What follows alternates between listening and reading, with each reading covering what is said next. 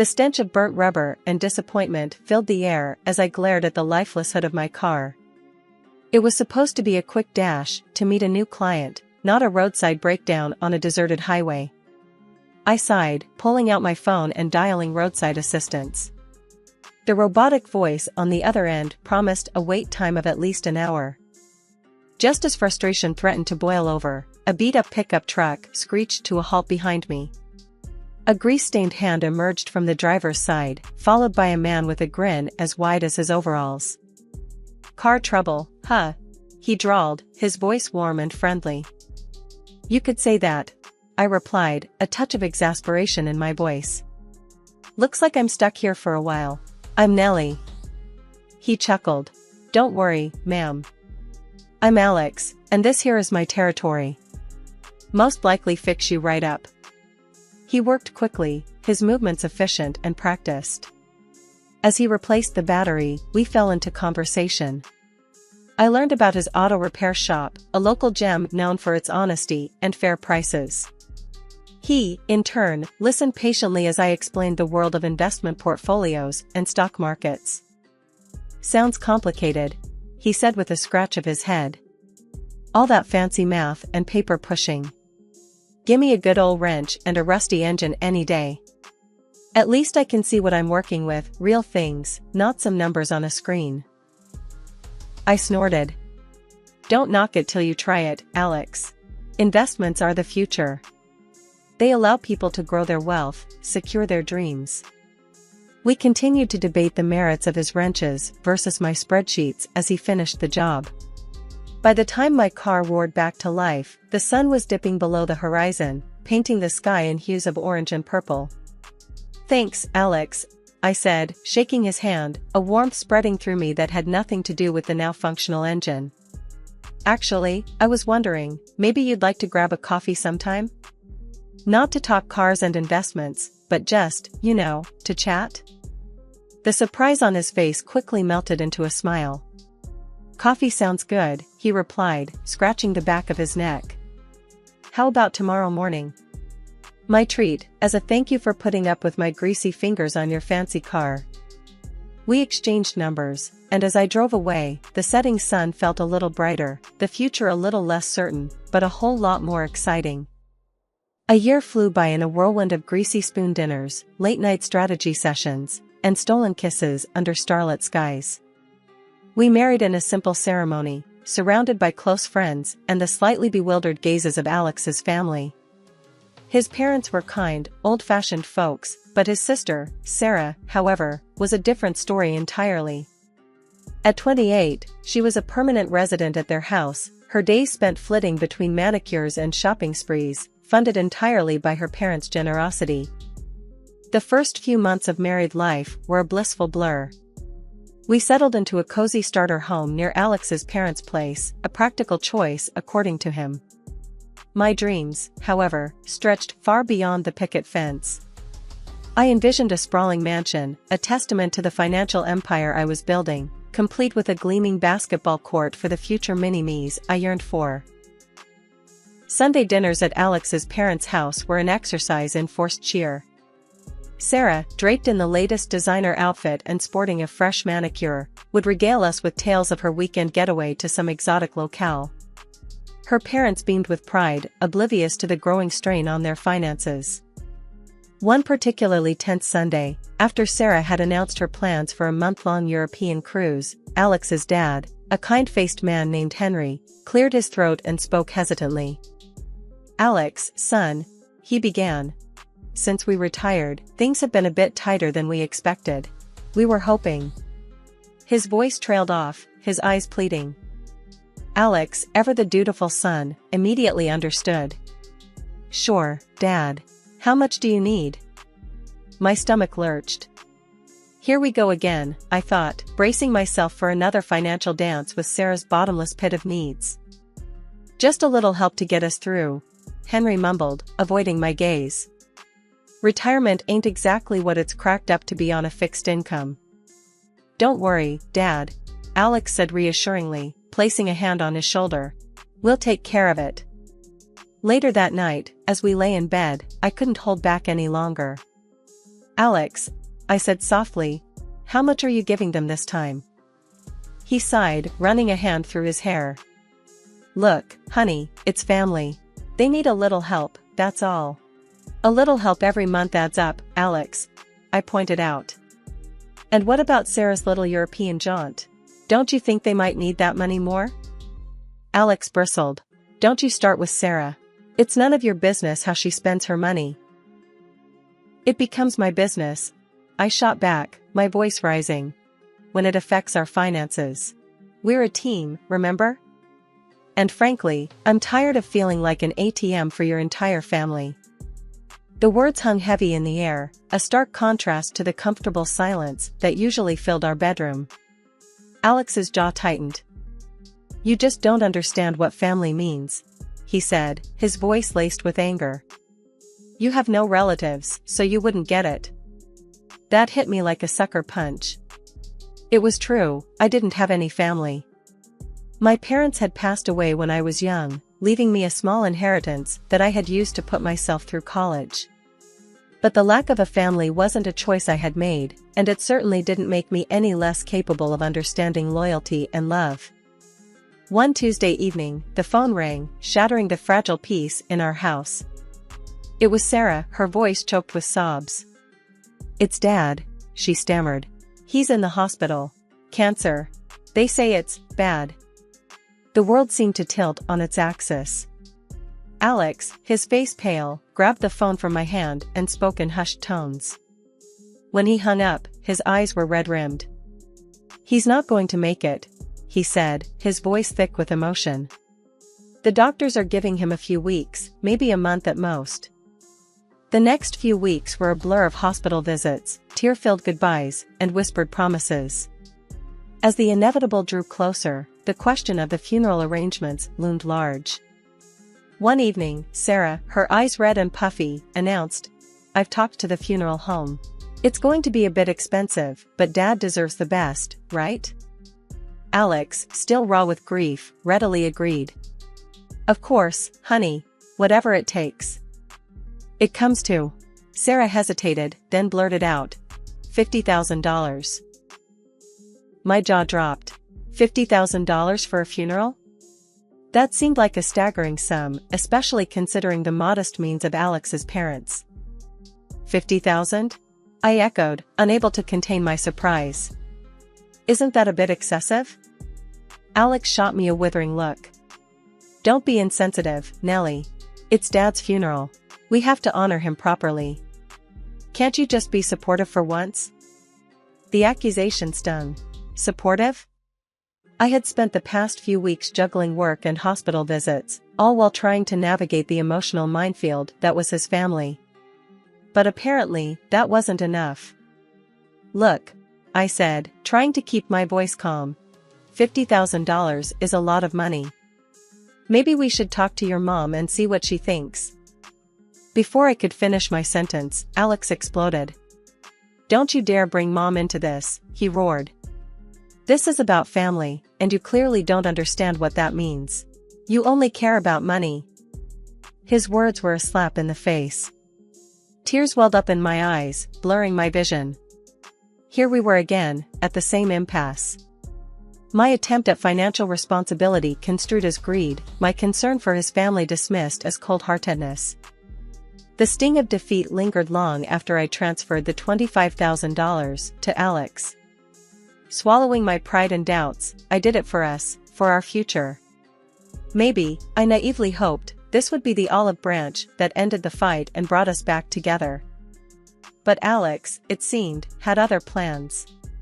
That night, he packed a duffel bag, his face etched with a stony resolve.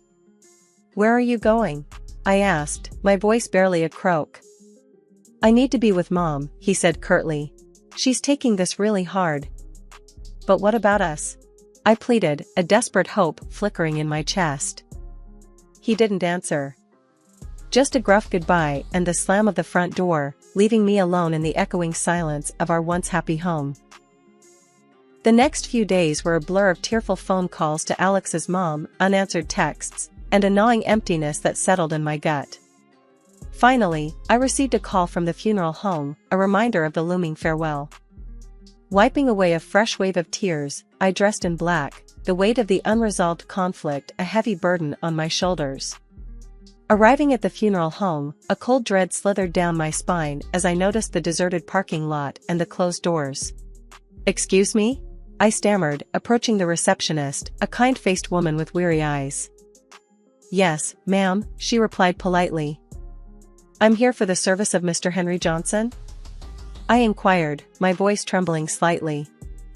She consulted the ledger on her desk, her brow furrowing slightly. "The service for Mr. Johnson concluded yesterday, dear." The world seemed to tilt on its axis. "Yesterday?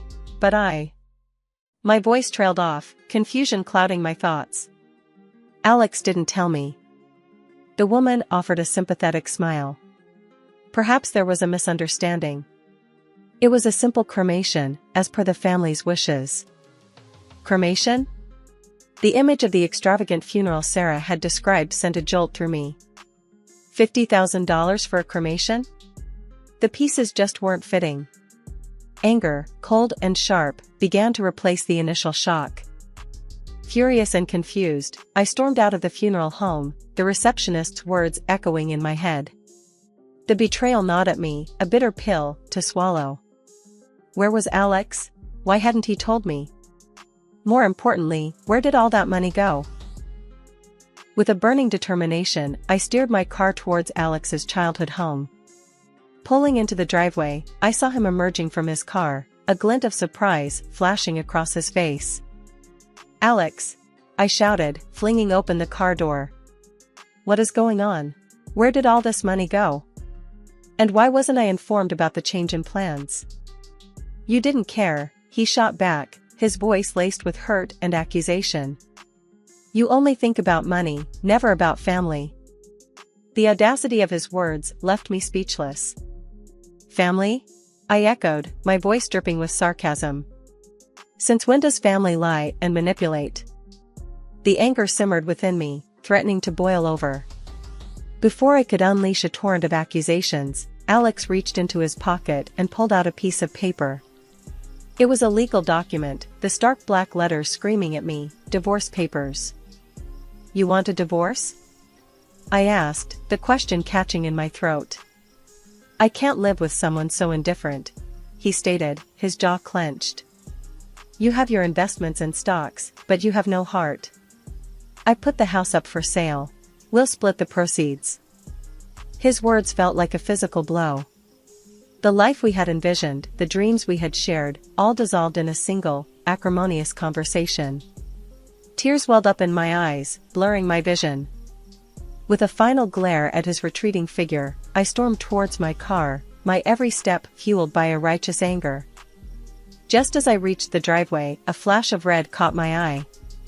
Sarah, her face plastered with a wide, fake smile, strutted towards the house, a gaggle of designer shopping bags swinging in her arms. And parked right beside her, gleaming in the afternoon sun, was a brand new sports car. "What the hell, Sarah?" I barked, my voice laced with ice. "Where'd you get the dough for that beauty?" Sarah's smile faltered for a split second, then returned with a touch of defiance. "Oh, hey, Nellie," she drawled, feigning surprise. "This? Inheritance, honey. Dad left me a little something extra." Her words were unconvincing. There was no trace of grief on her face, no mourning in her eyes. Just a smug satisfaction that grated on my every nerve. Ignoring the urge to confront her, I stormed towards my car, the image of the divorce papers burning a hole in my pocket. There was only one place I needed to go. The familiar chime of the funeral home door announced my arrival.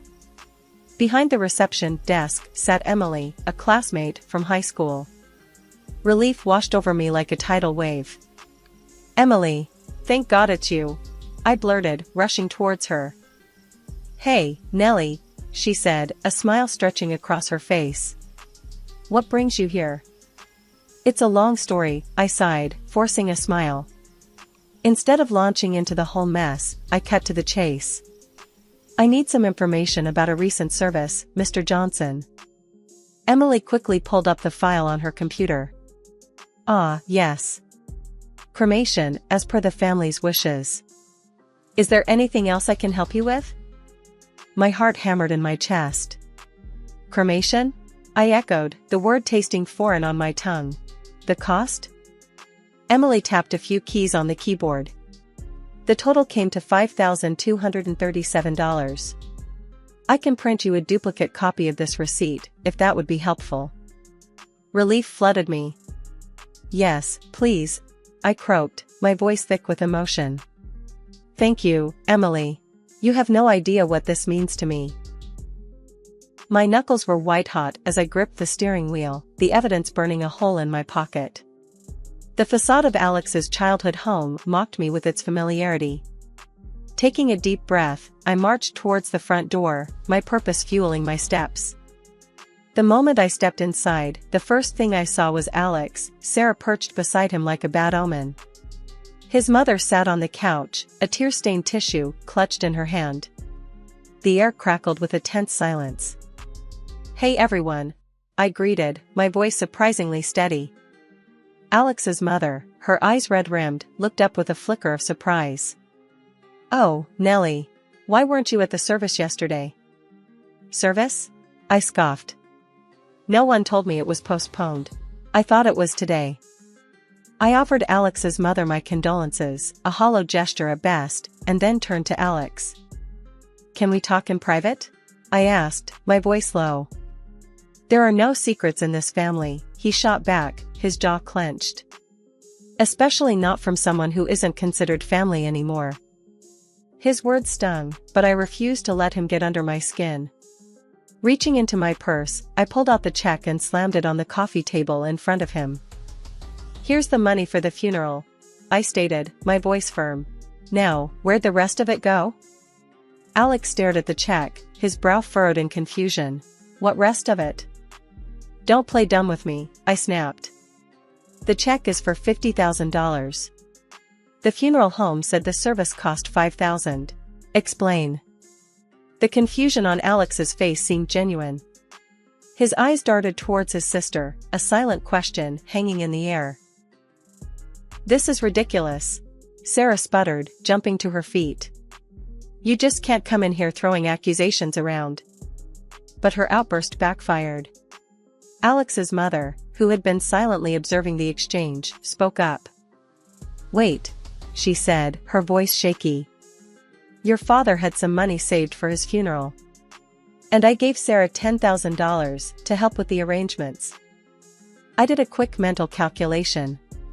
$50,000 from us, plus $10,000 from you, Mom, that's $60,000. The service cost $5,000. Where's the remaining $55,000? My gaze landed on Sarah, a question mark etched on my face. Sarah's carefully constructed facade crumbled. Her cheeks flushed crimson, and she shifted uncomfortably under my stare.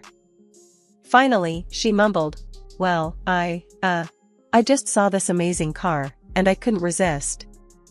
Instead of the anger I expected, Alex placed a comforting hand on Sarah's shoulder. Hey, he murmured. It's not a big deal. You just needed a new car. We can figure something out next time. My blood ran cold. Not only had Sarah stolen the money, but Alex was condoning her actions? Did he not see the gravity of the situation? Not a big deal? I repeated, my voice laced with incredulity. She stole money, Alex. From her own father's funeral fund. Alex glared at me, his voice icy. You wouldn't understand, Nellie. You don't have family. You only care about money. His words hit me like a physical blow. The anger simmering inside me boiled over. I slammed the signed divorce papers in front of him. Take them, I spat, my voice trembling with rage. And then tell your precious sister to give me back my $25,000. Otherwise, I'll sue her for fraud. Alex opened his mouth to protest, but I held up a hand, silencing him. You know what, Alex? Save it. There's nothing left to say. The weight of the past few days finally settled on my shoulders, a crushing burden. Tears welled up in my eyes, blurring my vision. But I blinked them back, refusing to crumble in front of them. 2 weeks flew by in a blur of paperwork and emotional turmoil. The house, once a symbol of our future, sat on the market. Then, one sunny afternoon, the doorbell rang. Opening the door, I was met with Sarah, a defiant glint in her eyes. "Here," she said, shoving a thick envelope into my hand. "Your precious money. Happy now?" Her smug demeanor ignited a flicker of anger within me. "Don't act like you're doing me a favor," I retorted. "That money was meant to honor your father's memory, not fuel your shopping sprees." She rolled her eyes, clearly unfazed by my words. "Whatever," she muttered, turning to leave. "Just don't come crying to me when you realize you're all alone and nobody loves you." The house eventually sold, and the money was split with Alex. The divorce became final, a clean break from a toxic past. Months passed, filled with new experiences and a newfound sense of freedom. Then, one day, the phone rang. The caller ID displayed Alex's number, a number I'd long since deleted from my memory. Hesitantly, I picked up. "Hello?" "Hey Nellie," came Alex's voice, laced with a desperation I hadn't heard before. "I need your help." "What kind of help?" I asked, already dreading the answer. "It's Sarah," he sighed. "She got into some serious debt, gambling debts, mostly. The creditors are after us, Nellie. They've already taken the house, the car repair shop." "What do you mean, us?" I clarified, my voice tight. "You and Sarah are no longer us, Alex. We're divorced, remember?" "Come on, Nellie," he pleaded. "Don't be like that. You have money, you can help us out. Besides, you're all alone anyway. No kids, no family, nobody needs you." His words felt like a slap in the face. All the progress I'd made, all the independence I'd built, dismissed in a single, insensitive sentence. Anger, hot and righteous, surged through me. "Nobody needs me?" I echoed, my voice low and dangerous. "Let me tell you something, Alex. I may not have a husband or kids, but I have friends, hobbies, and a life that doesn't revolve around cleaning up the messes of manipulative siblings. The answer is no, Alex. Absolutely not. And don't you ever call me again." With that, I slammed the phone down, the finality of the click echoing in my ears. There would be no second chances, no desperate pleas.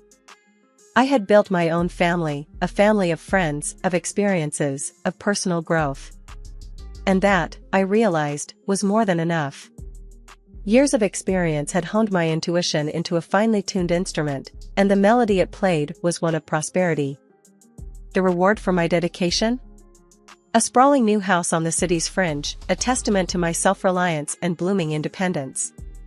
As I unwound on a plush chaise lounge, a cool glass of Sauvignon Blanc in hand, a wave of satisfaction washed over me. This was the life I had built, brick by brick, on the foundation of self-belief. The tranquility was broken by the insistent buzzing of my phone. An unknown number flickered on the screen. Usually, such calls were met with a dismissive silence, but a strange sense of unease gnawed at me. With a sigh, I swiped the answer button. "Hello?" I answered cautiously. A smooth, unfamiliar voice flowed through the receiver. "Is this Nellie?" My mind raced, searching for a connection to the voice. It held a hint of amusement, a touch of flirtation. "Yes, speaking," I replied, my voice regaining its usual confidence. "This is Michael," the voice continued, "from the gallery down on Elm Street. We met a few weeks ago at the opening, remember? The one with the abstract expressionist exhibit?" A memory flickered to life. The opening, the vibrant paintings, the man with the captivating smile and a passion for obscure French filmmakers. A smile tugged at the corner of my lips. "Michael, right. Of course, I remember." "Excellent," he chuckled. "Listen, I was wondering if you might be free for dinner this Friday? There's this new tapas place I've been dying to try, and—" "Sounds perfect," I replied, a genuine smile warming my voice. "What time should I pick you up?" "No need for that," he countered. Let me be the gentleman. I'll swing by your place at 8. Looking forward to it, Nellie. The call ended, and I cradled the phone, a giddy feeling bubbling in my chest. Life wasn't just about financial success, it was about building connections, fostering new experiences. And as I gazed out at the breathtaking sunset, the future stretched before me, an open road brimming with endless possibilities, and a man named Michael waiting to share the journey.